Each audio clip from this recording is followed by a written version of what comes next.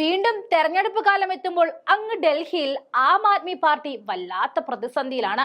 മുതിർന്ന നേതാക്കൾക്ക് നേർക്കുള്ള അഴിമതി ആരോപണവും മദ്യനയ അഴിമതി കേസ് മൂലമുണ്ടായ പ്രതിച്ഛായ മങ്ങലും ഡൽഹി AAPയെ വല്ലാതെ പിടിച്ചുലയ്ക്കുന്ന ഘടകമാണ്. ഹാട്രിക് അടിച്ച ഡൽഹി ഭരിച്ച കോൺഗ്രസിന്റെ ഷീലാ ദീക്ഷിതിനെ വീഴ്ത്തി 2013 ഡിസംബർ അവസാനത്തോടെ ഡൽഹിയിൽ തുടക്കം കുറിച്ചതാണ് ആം ആദ്മിയുടെ ഭരണം.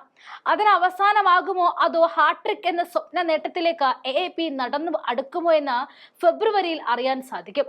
ഡൽഹിക്ക് പുറമെ പഞ്ചാബും പിടിച്ച് ശക്തി കേന്ദ്രമായി ആം ആദ്മി പാർട്ടി വികസിച്ചുകൊണ്ടിരിക്കുമ്പോഴായിരുന്നു മദ്യനയ അഴിമതി കേസും കേന്ദ്ര സർക്കാരിന്റെ ED CBI കുരുക്കും വലിയ പ്രതിസന്ധി സൃഷ്ടിച്ചത്. ഉപമുഖ്യമന്ത്രി മനീഷ് സിസോദിയയും മറ്റു ചില മന്ത്രിമാർക്കും അപ്പുറം പാർട്ടി തലവൻ അരവിന്ദ് കെജ്രിവാളും ഇരുമ്പഴിക്കുള്ളിലായത് ചിന്തിക്കാവുന്നതിലും അപ്പുറമായിരുന്നു. ഡൽഹിയിൽ കേന്ദ്ര സർക്കാരിന്റെ നിയന്ത്രണത്തിലുള്ള പോലീസ് സന്നാഹത്തിന്റെ ഇടയിൽ കുരുങ്ങിപ്പോയ നേതാക്കൾക്കും കേന്ദ്രവും ലഫ്റ്റനന്റ് ഗവർണർക്കും ചേർന്നുണ്ടാക്കിയ കുരുക്കുകൾക്ക് അഴിക്കാൻ ഇന്നും സാധിച്ചിട്ടില്ല.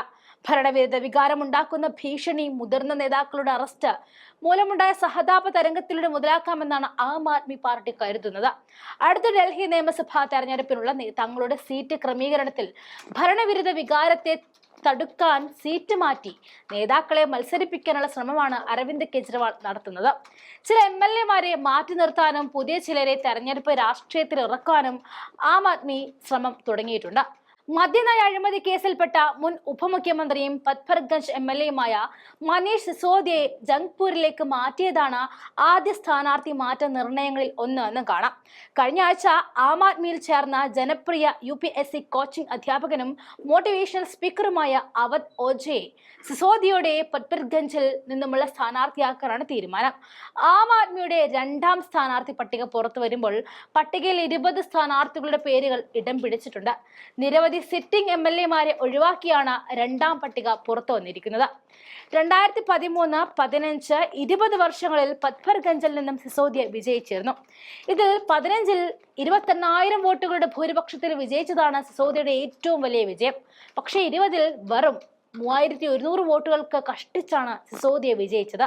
സിസോദിയെ വീഴ്ത്താൻ BJP വടക്കു കിഴക്കൻ ഡൽഹി കേന്ദ്രീകരിച്ച് ഗംഭീര പ്രചാരണം നടത്തുകയും മുതിർന്ന നേതാക്കൾ ക്യാമ്പ് ചെയ്ത് പ്രചാരണം നടത്തുകയും ചെയ്തപ്പോഴായിരുന്നു മന്ത്രിസഭയിലെ രണ്ടാമന് കഷ്ടപ്പെട്ട് ജയിക്കേണ്ട അവസ്ഥ വന്നത്.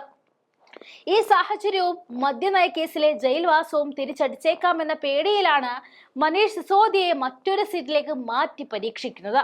ഡൽഹിയിലെ 11 സ്ഥാനാർത്ഥികളുടെ ആദ്യ പട്ടിക നവംബർ അവസാനം AAP പുറത്തുവിട്ടിരുന്നു.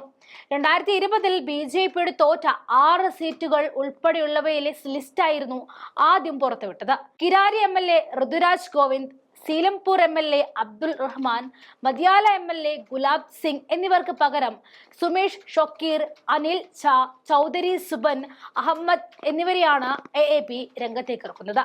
സിറ്റിംഗ് MLA-മാരുള്ള 3 സീറ്റുകളിൽ പുതിയ സ്ഥാനാർത്ഥികളെ പ്രഖ്യാപിച്ച തീരുമാനം ആം ആദ്മി ആദ്യം തന്നെ നടത്തിയത് ഏവരെയും ഞെട്ടിച്ചിരുന്നു.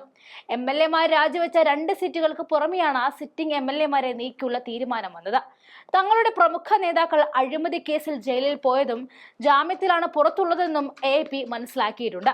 കേന്ദ്ര സർക്കാർ തങ്ങളെ കുരുക്കിലാക്കിയതാണെന്ന് സമർത്ഥിച്ച് സഹതാപ തരംഗം വിറ്റ് വോട്ടാക്കാനാണ് AAP ശ്രമിക്കുന്നതും.